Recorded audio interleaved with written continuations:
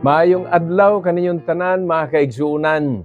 Ni usab kita sa ato nga tinguha nga makakaton sa pulong sa Ginoo ug bisan adlaw kini nato malantaw ug matan-aw, nakasiguro ako nga ang Dios bala ang espiritu may giandam nga leksyon aron nga makita na sad nato ang pagkamatarong sa pagpanudlo sa pulong sa Ginoo. Parables gihapon ang atong pagahisgutan mga kaigsuonan. Ug karon maghisgot ta sa sambingay may tungod sa pagtanom og mga trigo apan adunay nanubo nga mini nga mga trigo. This is the parable of the tares among the wheat. Magabasa kita mga kaigsuonan sa pulong sa Ginoo, Matthew chapter 13 verses 24 up to 27. Another parable put he forth unto them, saying, The kingdom of heaven is likened unto a man which sowed a good seed in his field. But while men slept, his enemy came and sowed tares among the wheat, and went his way. But when the blade was sprung up, and brought forth fruit, then appeared the tares also. So the servants of the householder came and said unto him, Sir, didst not thou sow good seed in thy field? From whence then hath it tares? Ang Dios magapanalangin sa iyang mga pulong nga atong gibasa. Dinhi mga kaigsuonan, padayong nagtudlo si Ginoong Jesucristo pinaagi sa mga sambingay, mga yutanong sugilanon, apan aduna kini langitnon nga mga kahulugan og leksyon. Karon tun-an nato unsa kining tare. At tare kung gihubad man na diri sa Cebuano og mini nga trigo, kanang makita nato sa basakan nga ginatawag natog humay-humay. Kung magtanom mo karon og sa inyong basakan, makita ninyo nga ang humay nga tinuod hait sab pero mas dagko unya pwede na nga magaling.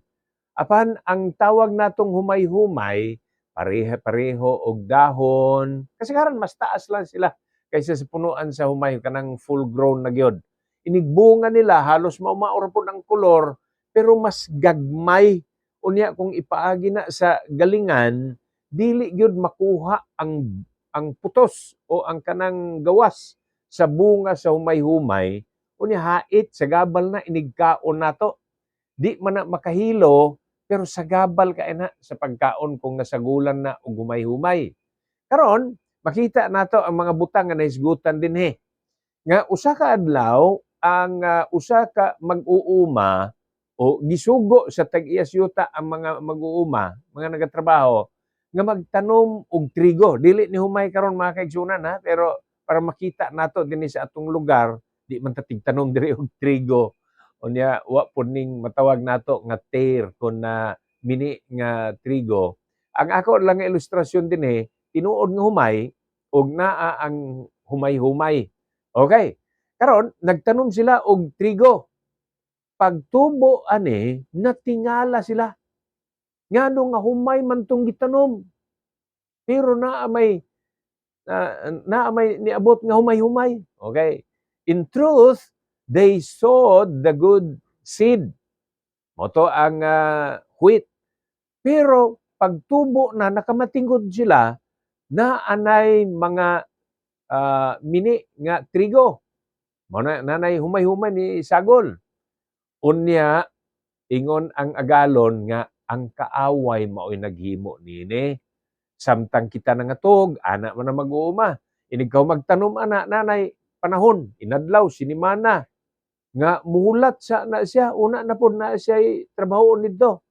Ang i-maintain na lang ni anak kada adlaw, tanahon ang irigasyon, kung ba'y naggubaan niya, napatubigan ba gyud, ana ang matabo. O samtang nangatulog, sa ato pa, wa na sila dito silang basakan, ang kaaway nagtanom. Unya, ingon sila unsa man agalon? Amo baning pangibton? Ingon ang agalon nga ayaw sa. Ang inyong pagahimuon din ni karon nga inyo sa nang hulaton nga magdagko magbunga, unya hulata lang ang mga tig-ani niini. Sila nagatanom, napoy ma-assign mag-ani, kay inig-anin lang niini, bugkuson ang matuod nga trigo dadon sa kamalig. Apan ang mga mini nga trigo, bugkuson sab na. Pero dauban, pagasunugon, kayo man gamit. Ingon ko, og maapil na sa paggaling, unya dili man na makuha na iyang panit. Lahi gyud og itsura ang humay ngadto sa mahumay. Kung makaon na, hait man sab ang tumoy ni anak niya sa gabal kana sa pagkaon. Busa, mao ni ang atong tun-an. Naghisgot dinhi og binhi, pero dili sama sa bag-o natong nahuman nga binhi, ang gisulti dinhi good seed.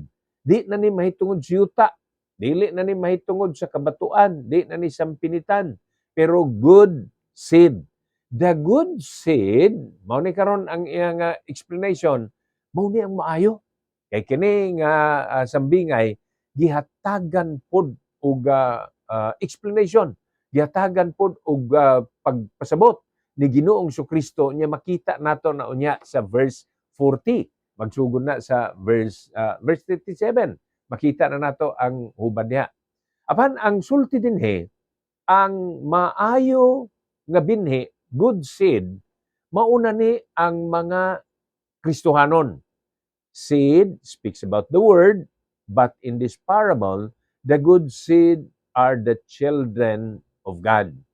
Unya, ang mga tares dinhi, kanang mini nga trigo, mauna ni ang mga anak sa dautan, mga dautang tao ni. Unya, ang field, ang gisulti dinhi katong basakan, tong gitanaman nila, pwede na ni nga sa suod sa kongregasyon. Pwede na na. Dili na na kadtong nagaadto ta sa lain lugar, nagmission, kasilinganan, nga nagsangyaw sa pulong sa Ginoo, pero niya na nisuod sa congregation. Unya dinhi ang mga mag-aani, mao ang mga anghel. Okay, kana masabtan na nato. Karon mobalhin ko og basa. Mao gyapon, Matthew chapter 13, pero magsugod ko sa verse 37. Paminawa igsoon. He answered and said unto them, He that soweth good seed is the Son of Man. The field is the world. The good seed are the children of the kingdom, but the tares are the children of the wicked one. The enemy that sowed them is the devil. The harvest is the end of the world, and the reapers are the angels. As therefore the tares are gathered and burned in the fire, so shall it be in the end of the world. Mao ni mga kaigsunan, gihatagan na dinhi karon og pagpasabot og unsa ni. Ang good seed dinhi maayo nga nahimong resulta na ni. Unya ang nagasabwag dinhi, ang nagapananom, mao ang atong Ginoong Hesus. Unya ang field mao ning sa kalibutan. Ato ipagamay-gamay ha, butang nato sa atong kongregasyon. Unya ang mga reapers o kanang mag-harvest mao ni ang mga anghel. Gani ang harvest time mao na ang end of the world. Karon niya sa kongregasyon, sa tigom, dinhi sa kalibutan. Kana kung muhisgot tag kalibutan mo ni ang dako nga scope. Pero ngayon ta sa atong congregation, sa atong neighborhood, mao ni ang gamay nga bahin. Sa grupo o sa kongregasyon, bisan tinuod ngayon ta kini grupong Kristohanon. Tanaman kini sa mga trigo. Apan dili ta matingala kung naa diha ang dili matuod nga Kristohanon. Naatay mga ginatawag nga termino. Ang usa moingon tag possessing Christian. Ang usa ginatawag professing Christian.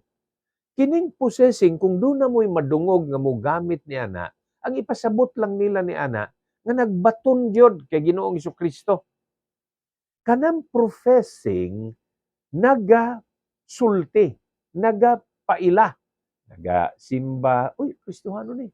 May Biblia, oh, Kristohano ni. Mao na ang ato nga maisulti. Yun ta nga, membro ni sa atong organisasyon. women's organization, young people, children, o kaha dito sa men's organization. Kristohano ni. Na, karon naggawas ang mga dili maayong binuhatan. Unya, moingon dayon ang uban, man, tapnaon nato, pahawaon nato, i-kick out nato.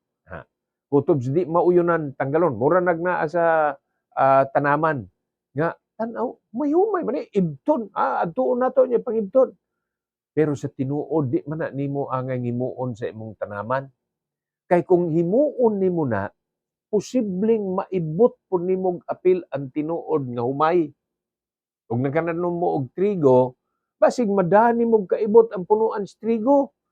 Kay musubay man sabna, dili man na maglain og tubo. Didto na sa punuan sa daghang mga humay, kay ang punuan humay baya, dili lang na usa, daghan na siya sa usa ka pungpong. Ana. Ug imo nang ibton, madala pod ang ubang punuan. Muna sa mga tao nga mo yun, pahawaon na to, kuan ni, di ni paingon sa langit, impyerno ni.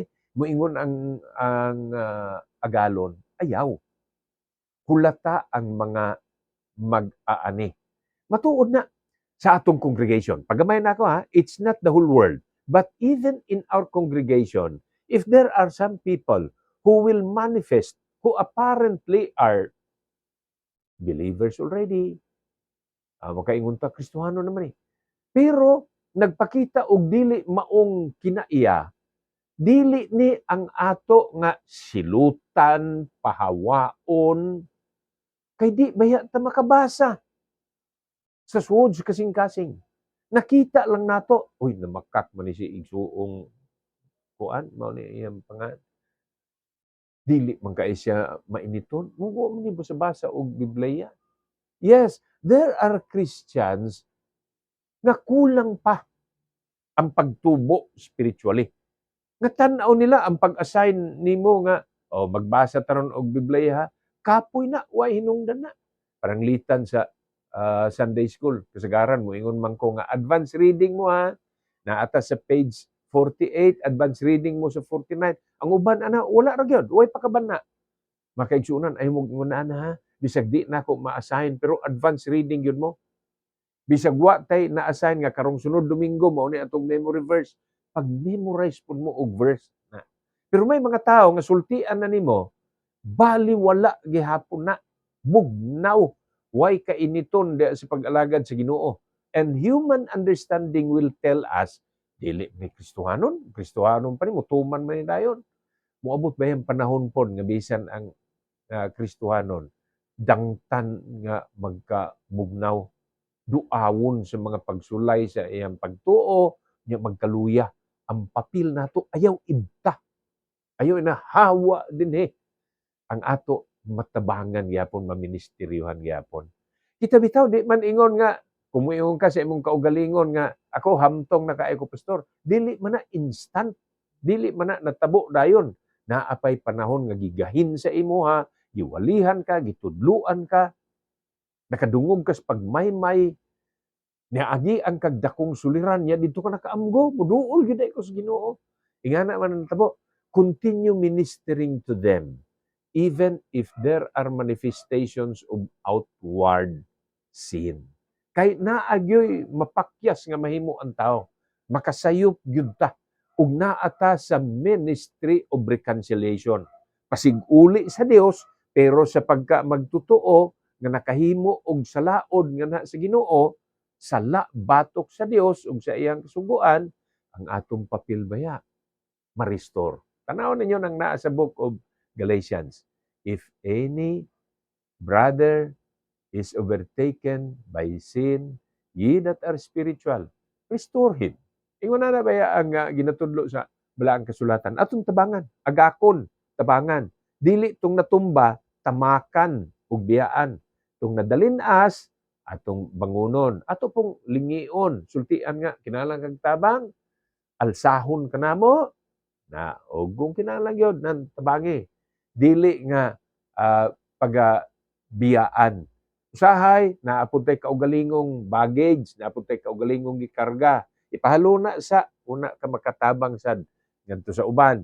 Dili instant usahay ang ato nga aksyon, pero mas maayo nga dili gyud nato biyaan o hinginlan baka hawaon. Okay, mao na ang mga butang. Karon, ang anghel, mao man ni ang reapers nga gisulti dire, harvesters. Sila mo labang nasayon. Sila mo labang nasayon.